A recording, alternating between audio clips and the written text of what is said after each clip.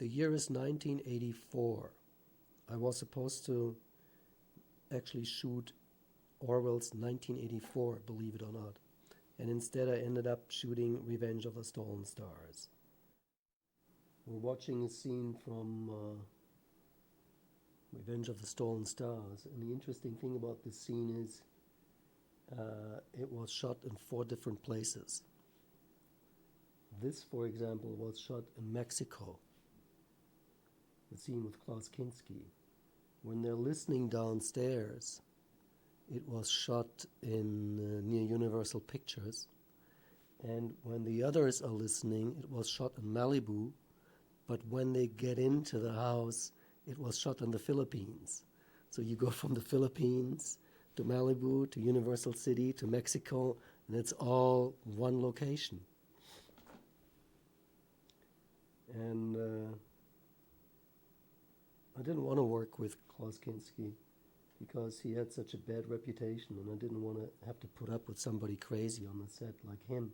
But then his agent said, don't worry, he has completely changed, he has mellowed, he's a different person. And I didn't trust that, so I said, well, let me meet him. And I met him at the Chateau Marmont Hotel on the Sunset Strip. And he was so nice and so sweet and so gentle. And I said, wow, maybe he has changed.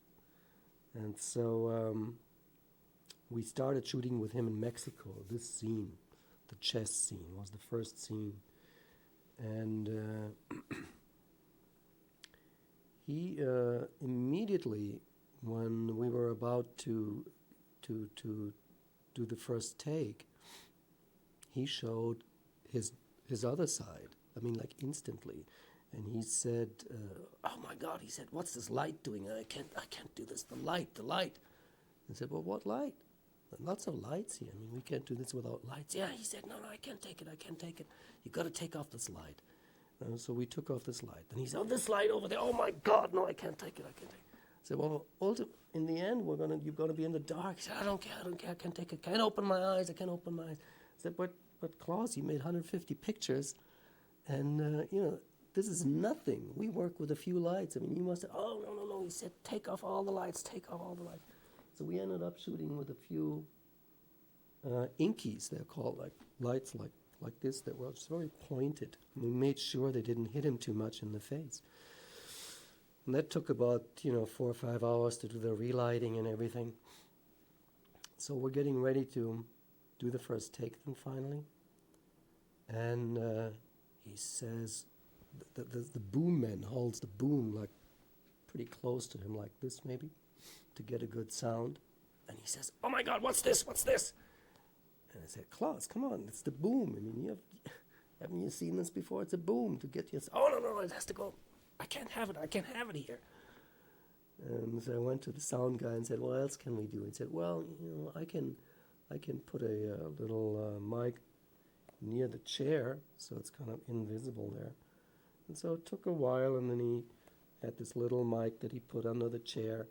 And so we're getting ready to shoot, and wouldn't you know it, Klaus hit the chair always with his arm, and the sound man went like, oh my God. I said, stop. I said, Klaus, what are you doing? The mic is there. Well, then put it somewhere else, he said. I said, well, so it went on and on like this with him. And I knew then already that we were in big trouble. After the first take, which we finally got the first take, we needed to shoot this from another angle. And I said to him, okay, Klaus, you have to sit down there again in the chair, and then the camera's taking you from a different angle now. Oh, he said, I don't want to sit down there again. I said, well, you have to. This is continuity. We have to get you from another angle. I mean, come on. He said, no, I can't sit down on this chair. I want to walk. I said, but you can't walk. We're doing the same scene again, different angle. You have to sit where you sat before. I can't do it. I have to walk. So I went to my assistant. I said, I'm about to lose my mind. What am I going to do with him? And she said, well, you just have to reason with him. I said, I'm tired of it. I don't want to talk to him anymore. And then I said, I have an idea. We'll make him a ghost. And as a ghost, he can be wherever he wants to be. There's no continuity, no nothing, because ghosts don't have continuity. So I went to him and said, okay, Klaus, we found the solution. You're going to be a ghost. A ghost, he said. I said, yeah. Because as a ghost, you can do whatever you want. There's no continuity, no nothing. So he looked at me and says, oh my God, you're a fucking genius. And then he said to me, oh, you're the only director, I'll ever work with. And I'll tell all the producers, from now on, it's only Ulli Lommel I'm going to work with. And I said, yeah, right. And so we kept shooting then, but it was a total nightmare. And towards the end of the day, we shot already maybe 12, 13 hours. He comes to me and says, I'm feeling really good now. I said, well, that's fine, Klaus. I saw, though, that he finished one bottle after the other of whiskey and champagne and vodka and cognac. And these were all like real props, I mean, there was real cognac in there, real whiskey. And he was getting awfully drunk. And so I finally said to everybody, okay, let's call it a day. We're going to go home and we're going to continue tomorrow. What? He said, I can't stop right now. I need to continue. I'm just beginning to feel it. I said, Klaus, been working for 15 hours now. Everybody wants to go home. No. I need to continue. I can't go home tomorrow. You can't have me tomorrow. Tonight. I want to shoot tonight. So I went to everybody and I said, look, maybe we should just get it over with. We'll shoot all the scenes with him until he's done. And then we never have to put up with him again. And then we'll take off tomorrow and if necessary the next day too, because we had him for 3 days. And so everybody said, okay, we'll do that. So we kept on shooting and shooting and shooting. He got more and more drunk and drunk and drunk. Less and less continuity. He did whatever he wanted to do. No more lines that were discussed. He invented his own stuff. It was impossible to edit in the end. It was just a total nightmare. And I think after about almost 30 hours of non-stop shooting with him, he just dropped dead. That was it. We still had a couple of scenes to shoot, which I didn't shoot. And everybody was also kind of exhausted. And so they carried him back to the hotel. And I was really glad that it was over because he was such a pain in the ass. And then we took 2 days off. And on the second day off, I was at the beach in Mexico, and he came to me and said, I just want to tell you, it was really great working with you, and you have so much imagination. And I said, well, thanks, Klaus. That's very kind of you. And then we actually went to the Philippines, and this scene back there was the first scene we shot in the Philippines. That's when the hero arrives in the Philippines. And so we went to the Philippines and shot there for a couple of weeks. Then we went back to LA, shot in LA for another probably 2 weeks. And then we went to Colorado Springs. We shot in Colorado Springs. And then we went to San Francisco. And we shot, I think, 3 days in San Francisco. The locations, the choice of locations was a result of my slowly going insane during the production of the movie. After the Kinski experience, I wanted to get out of Mexico. And there was another thing that happened in Mexico that was kind of wild.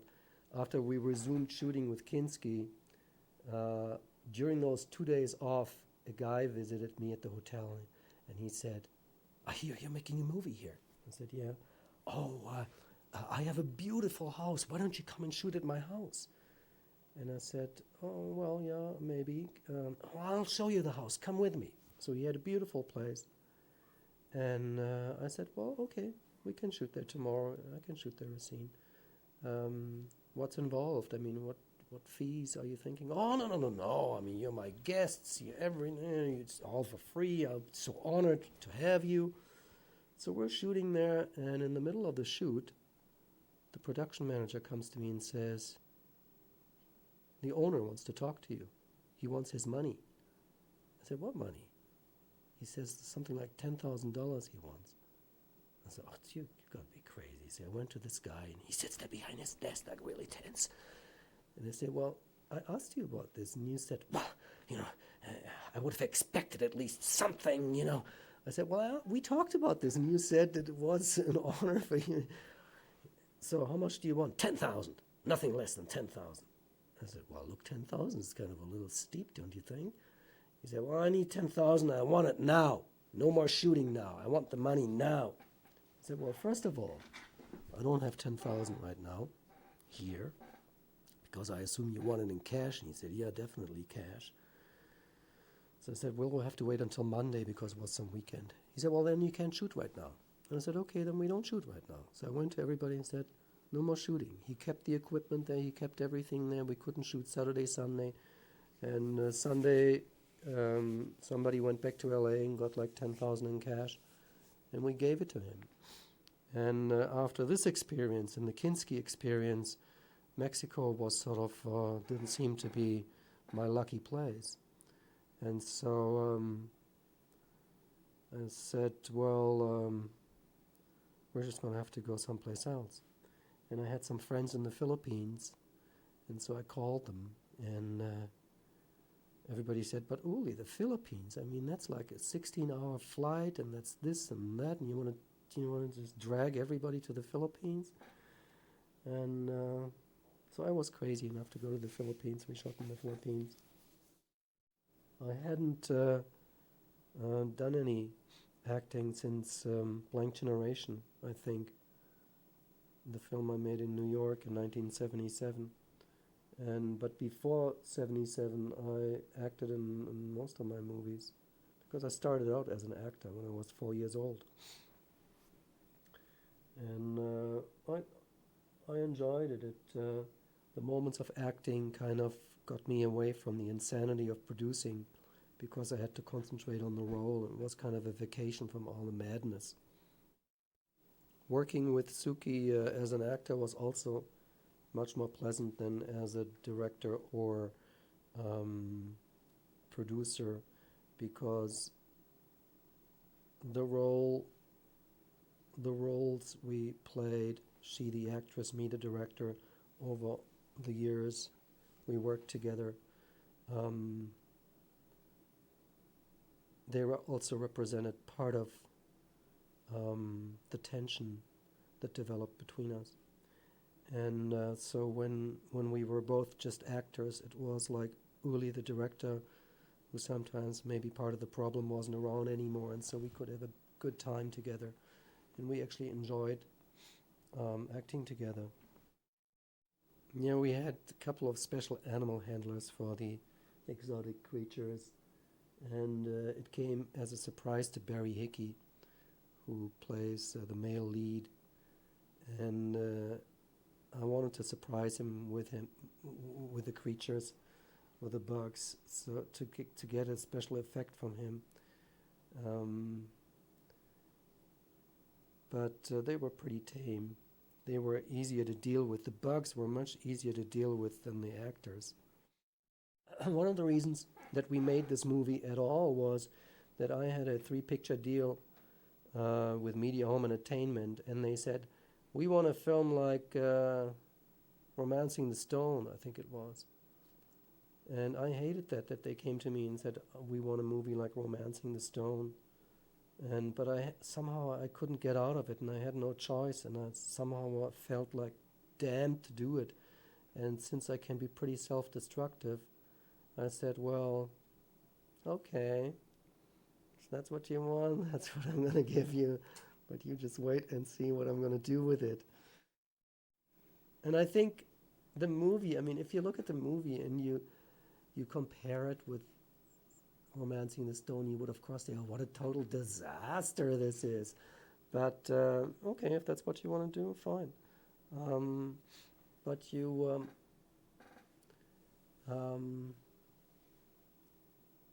I think you have more fun if you just have no expectations, and just get ready for a kind of wacky experience.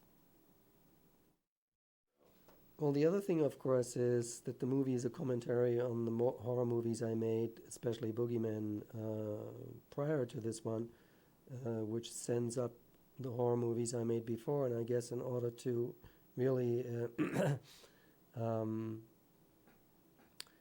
get a kick out of this, you need to see, or you need to know the horror movies. Like the scene in Boogeyman that everybody seems to, who likes Boogeyman, seems to remember and cherish is the skewer scene. This scene. And so I said, well, let's do the same scene all over again here in Revenge, and just make it more ridiculous,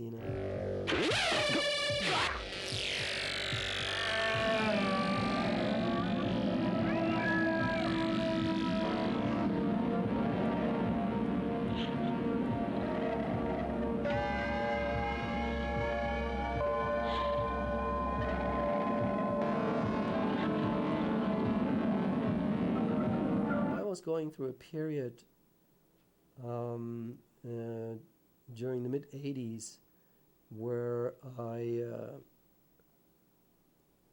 was getting a real kick out of ridiculing all my previous pictures and other pictures too.